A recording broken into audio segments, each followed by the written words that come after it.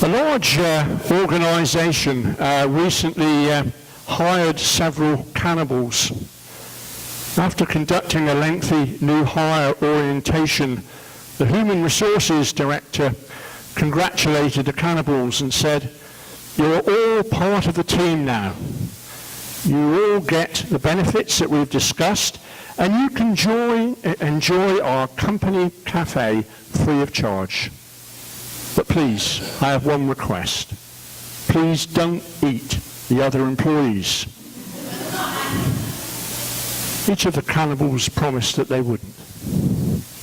A few weeks later, the cannibal's boss seemed very pleased, but he was also just a trifle worried. She said, "You're working very hard and I'm satisfied with you. However, one of our secretaries has disappeared. Do you know what's happened to her?" The cannibals all shook their heads and said, "No, we don't know anything about it." After the boss had left, the leader of the cannibals was a bit angry and said, "Okay, which one of you dummies ate the secretary?" A hand rose hesitantly in admission. "You fool," said the leader. "For weeks we've been eating the managers and no one noticed anything. But no, you had to go and eat someone important."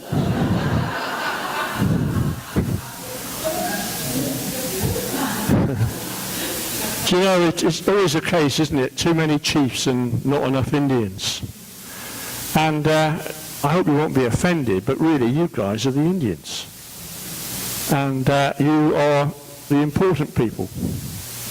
And that's in so many walks of life, particularly since we're in church, particularly in church. The Indians are the important people.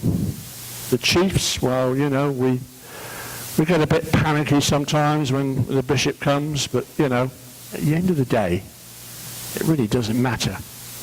It's you people that matter. But there is, as you Canadians say, here comes the kicker. You didn't going to get away with it that easily, did you? You know, and it's something that we visited before. And it kind of rattles around my head when I go to a lot of meetings, various places, and most of it is people who are volunteers. And for me, the question is, are we volunteers or are we disciples? And that's a big, big question. I just want to very briefly revisit our New Testament reading that Dylan read to us. It says this: "Stick with me, friends. Keep track of those you see running the same course.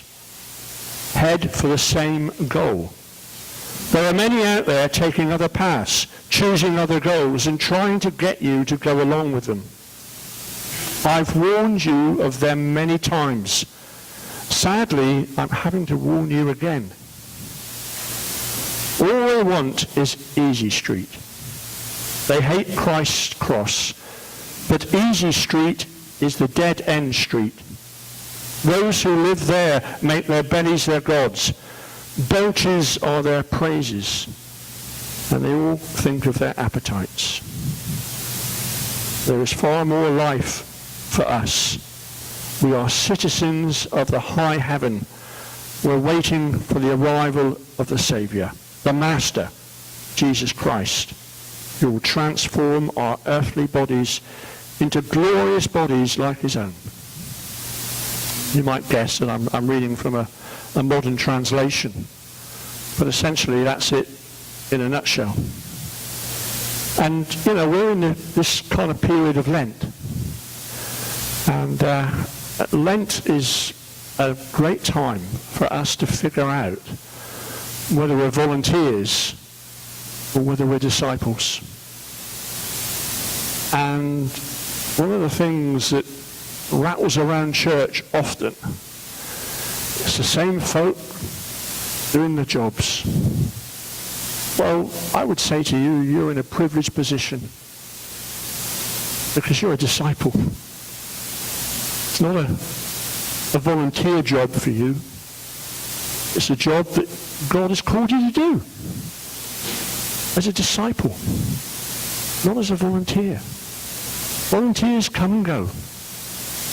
How often do we hear about different organisations saying it's so difficult to get volunteers? And yet that's one of the wonderful things, isn't it, about scouting. You know, I mean, how many folk here that are not in uniform have been part of this scouting organisation and guides? Yeah, quite a few. It's in your blood. It's a calling, isn't it, to lead? It's an honour. It's a privilege. I'd be insulted if I was one of you guys and someone called me a volunteer. You're more than volunteers. Same as us from St. Augustine's. This Lent, we've got to get it in our heads. We're not volunteers. We're disciples of Christ.